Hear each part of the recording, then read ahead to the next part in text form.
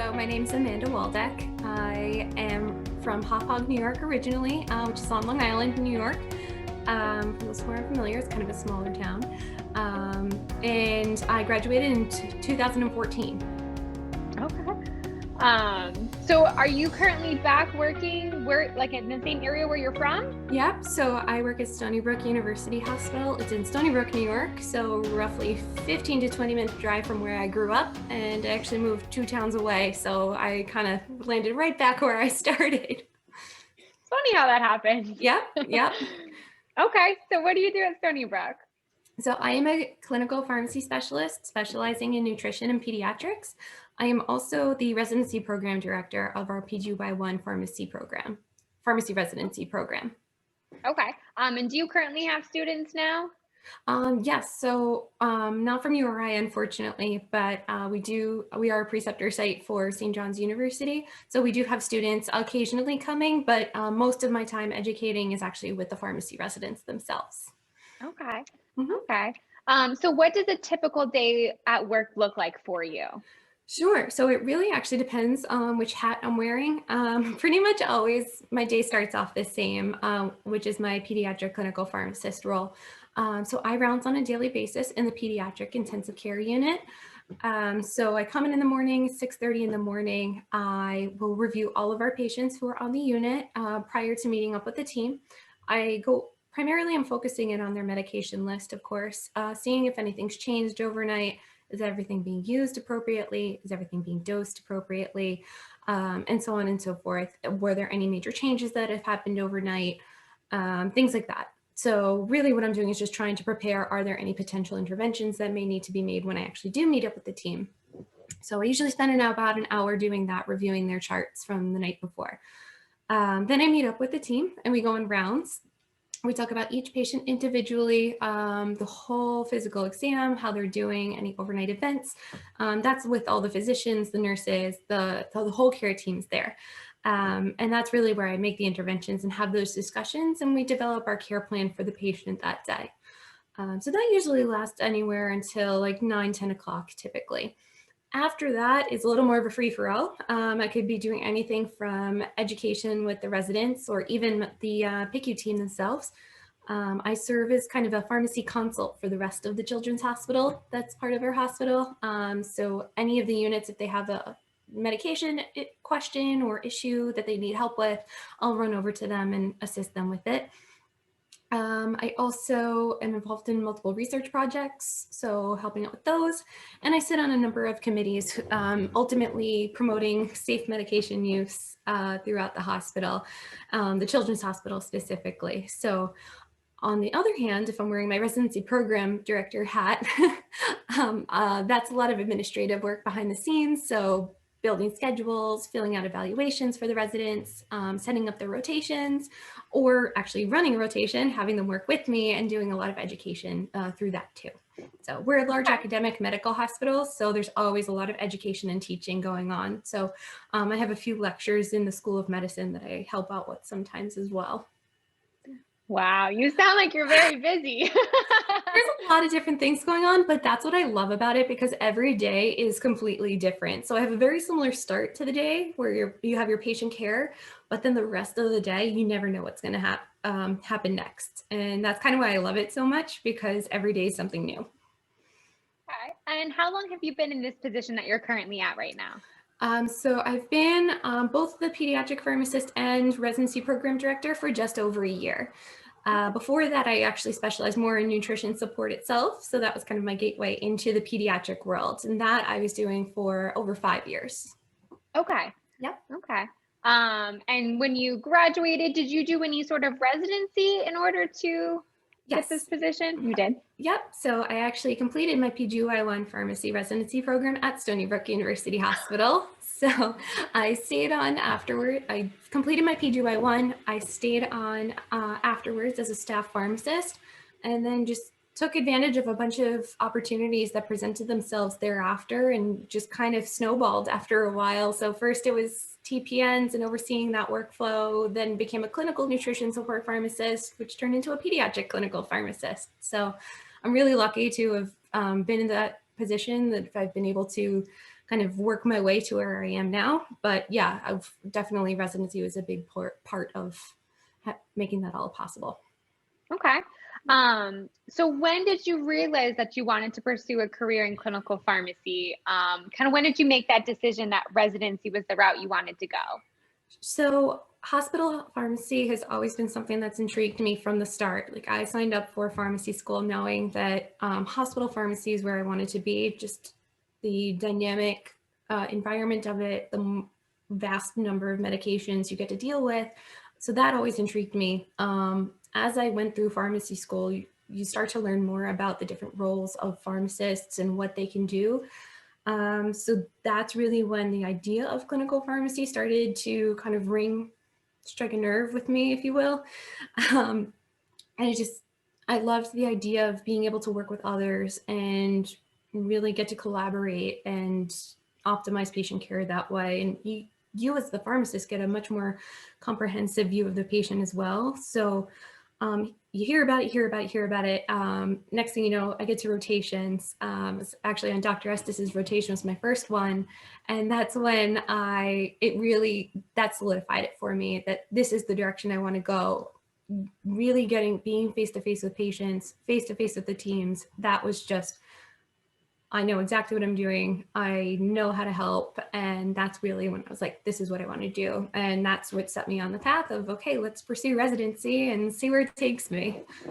Oh, good. I love that you knew what you wanted to do and that you're so passionate about it. Like, I'm very amazed that I have no idea what I want to do. And it changes like daily.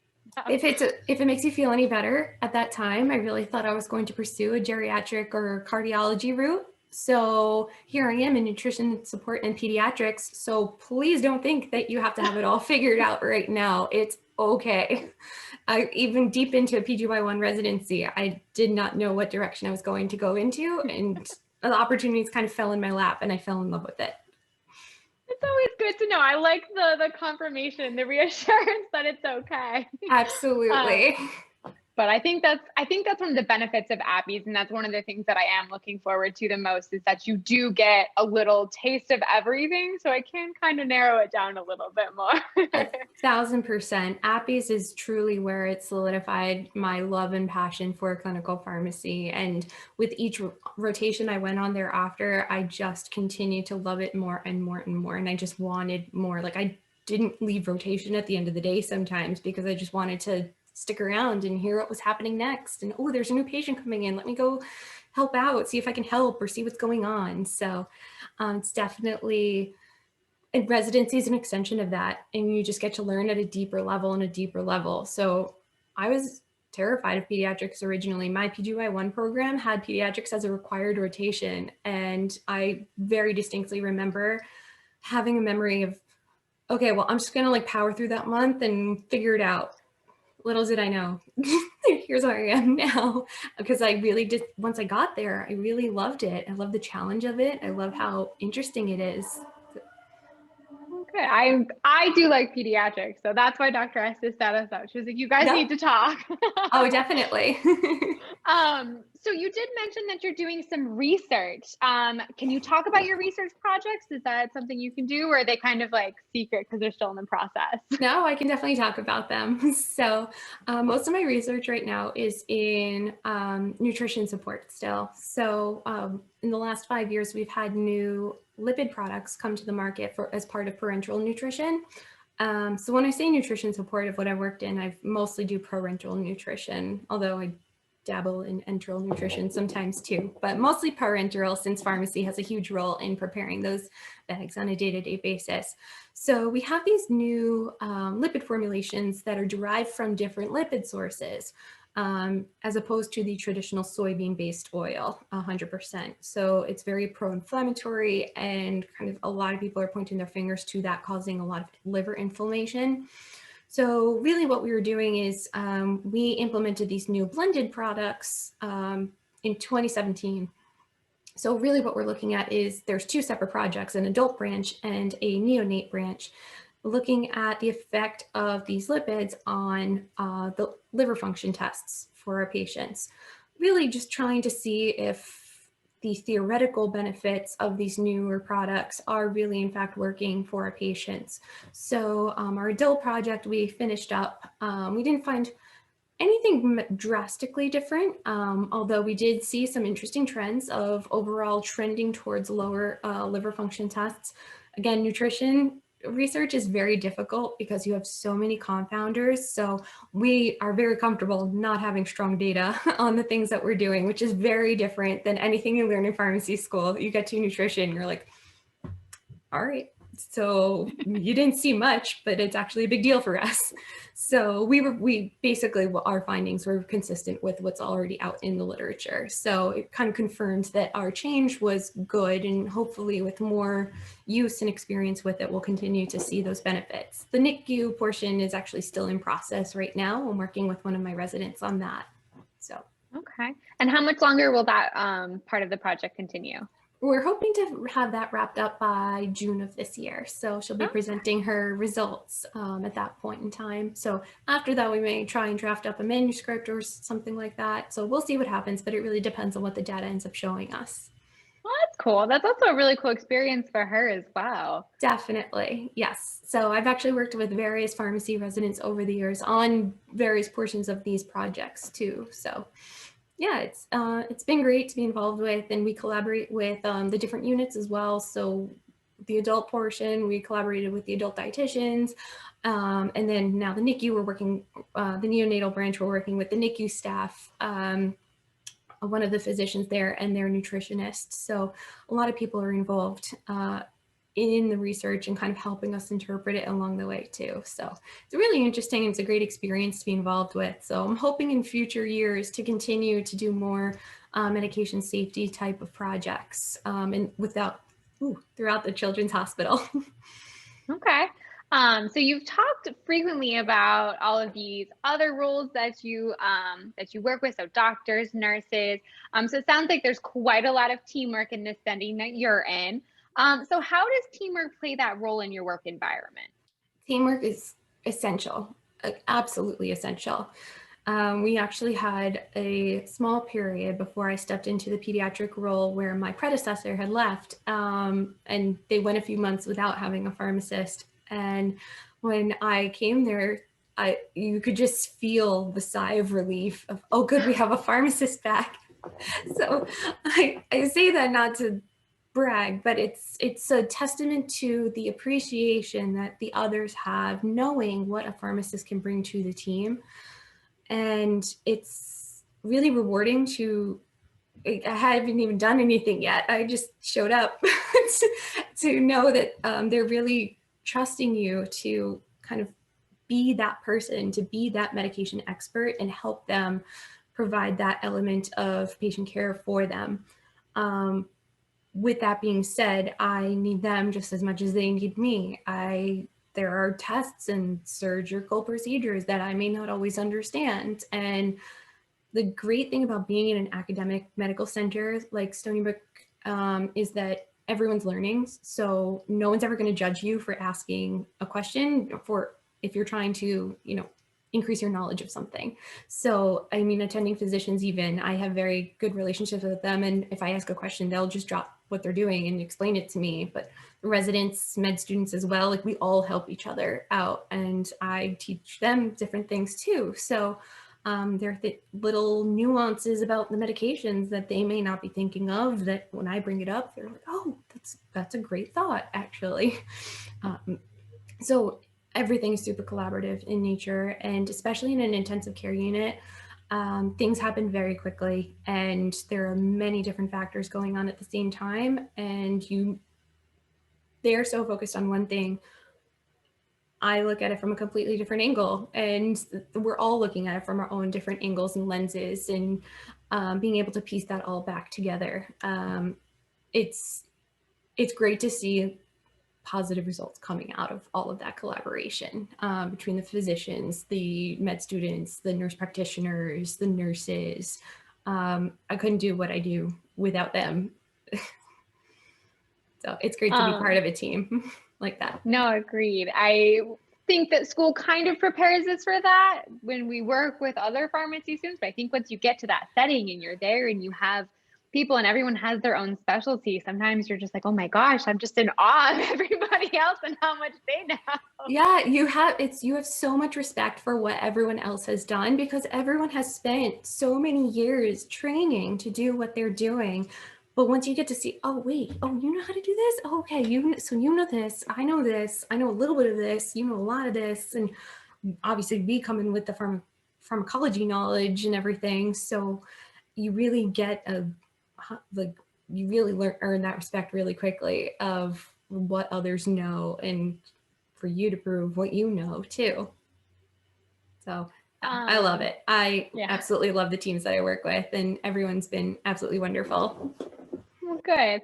Um, so it is the hot topic, but how has COVID affected your job and the environment that you're working in, and what has changed since then?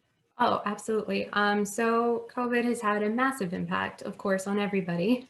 It honestly, answer to your question changes depending on what point of time you're talking about.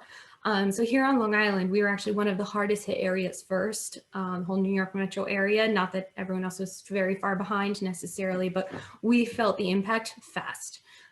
We had to turn over our hospital fast. We were very lucky in that we just opened a brand new building and transferred a lot of our intensive care units into this brand new building, which then allowed us a lot of overflow space. Although we were not prepared to use all of the old units, we very quickly got them switched over into COVID-friendly units. So we were able to handle the overflow that happened very quickly. So from the pharmacy perspective, it became all hands on deck very quickly. So there were many days where I couldn't go on rounds and I had to go down to the main pharmacy just because we had such a high amount of distribution that needed to be done because our number of ICU patients tripled within a week. Probably was even higher at one point too. So we had pop-up units happening everywhere, just handling the overflow of it. A lot of overtime happened, just maintaining the normal main pharmacy workflow. From a residency program standpoint, I was then challenged with making sure I can keep the residency program moving as normal as possible without impacting their education so much. And fortunately, that impact was minimal. I had only one rotation I had to completely reschedule, but I created a new opportunity out of it. So one of my residents I created a drug information rotation where my resident just did all of the research on every new topic that was coming out. So he was finding the latest and greatest information on hydroxychloroquine and remdesivir and zinc and whatever treatment was the hot treatment of the moment. So, and he was summarizing everything and sending it out to our pharmacy staff to give quick, succinct summaries of the new literature that was coming out. So it actually, as much as I had to do some fast thinking to keep the rotation and residency program alive, it actually ended up helping our pharmacy staff as a whole too. Fortunately, that was the first wave. Things have very much improved since then, so which is good. A lot less regular clinical day-to-day alterations there. Now, our big thing has been COVID vaccine distribution. So Stony Brook University is actually one of the main New York State Department of Health sites of distribution for the COVID vaccine. And our pharmacy department is responsible for providing the vaccine for and also staffing those points of distribution or pods. So that's really been our new impact, I will say, but obviously in a very positive way. So I spent a lot of January helping establish the workflows, also helping run the distribution efforts within the hospital for a hospital staff.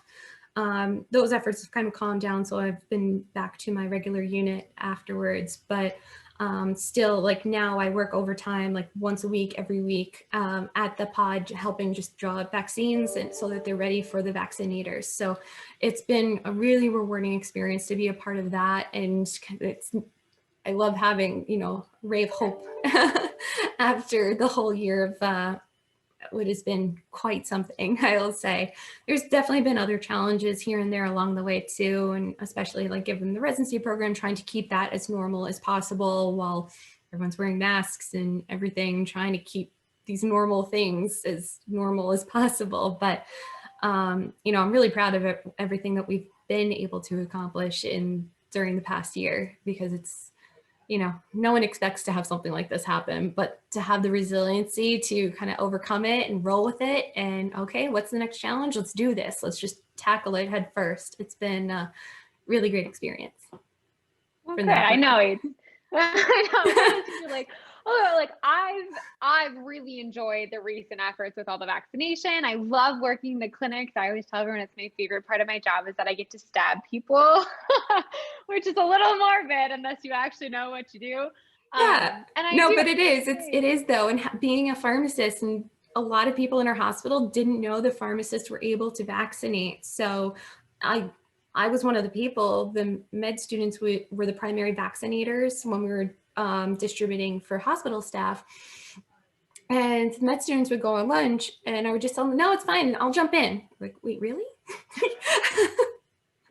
It is. It's definitely like a not well-known fact that we can vaccinate, and Right. we actually do it in our P1 year at school. That's one of the things that they do is we go through that vaccination training because it is so important. I can't even count the amount of flu shots I gave last year. And it's so good having that experience, really. It took New York a few extra years to kind of get interns able to vaccinate. That only happened within the past year or two, I believe, here. So I remember when I was a student, I would be vaccinating up in Rhode Island, no problem. And then I would come home for a break and work down here in New York. And I would just, I'm sorry, yeah. I know everything I can do, but I can't. So it's I'm hard. really Sometimes you feel a little useless. Yeah, but I'm glad those days are over at least. So interns being able to vaccinate on top of and being able to support pharmacists in that extra way is huge. It's huge, especially now in light of COVID vaccine distribution. So everyone we can get involved, I try to.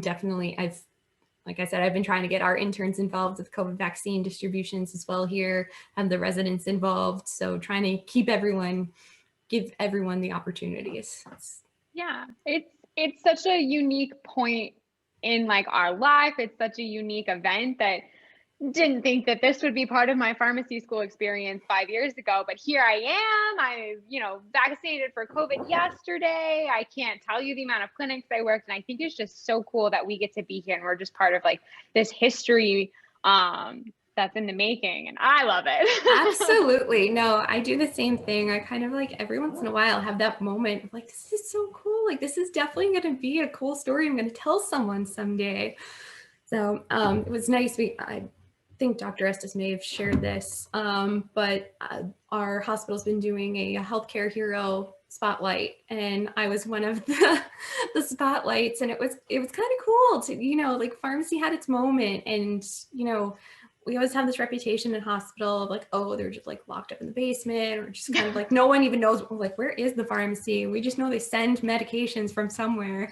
It's like a mysterious land. But like to have that moment and to be able to represent the whole department and our profession for that matter, it's kind of really rewarding to know like here's a spotlight that whether we want it or not, COVID's kind of presented it, and it's up to us to take advantage of that spotlight that has been presented, because that is what is going to help push our profession further in the future.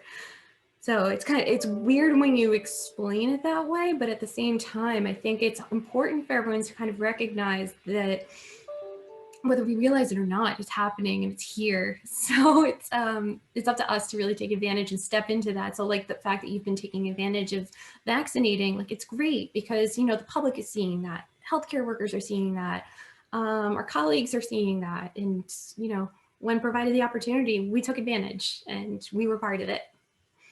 No, exactly. So we spoke a little bit about like the here and the now. Yeah. But how do you see your role as a clinical pharmacist evolving in the future? Like, what would be like the next big thing that you could do for your position?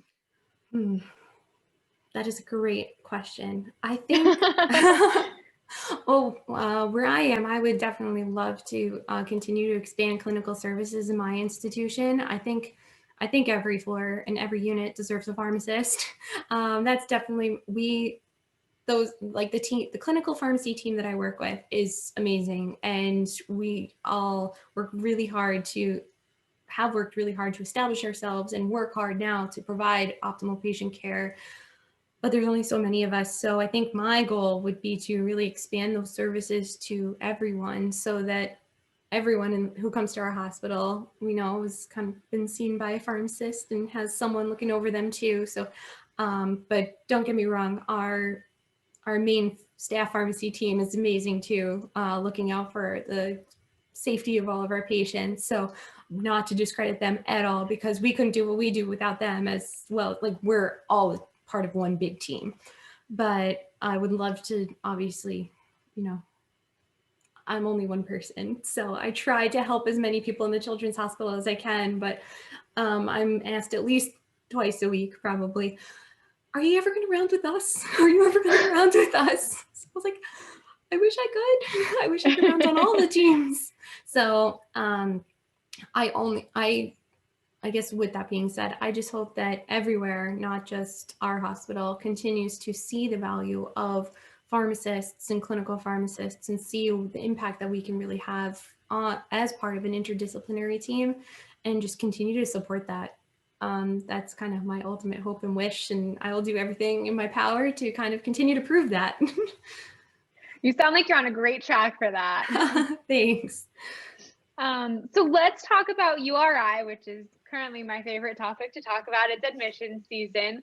So how do you feel that URI prepared you for your current role? So probably in so many ways, and I'm probably not even thinking about all of them, but I think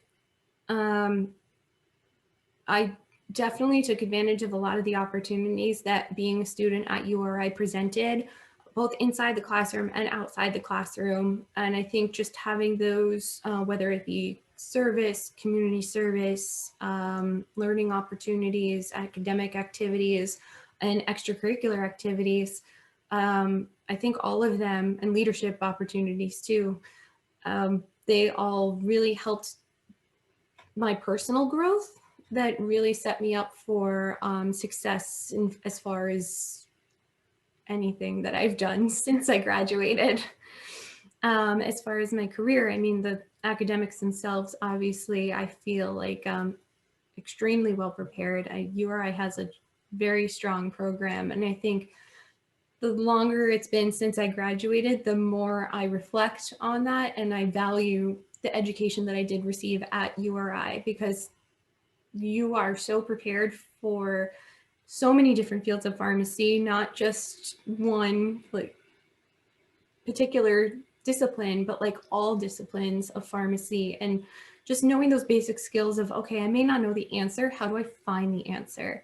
That's a huge difference between, I think, URI and other schools. I think just something I've kind of come to realize, that the URI graduates are just inherently very strong at, being pharmacists in the pharmacy field. I don't know.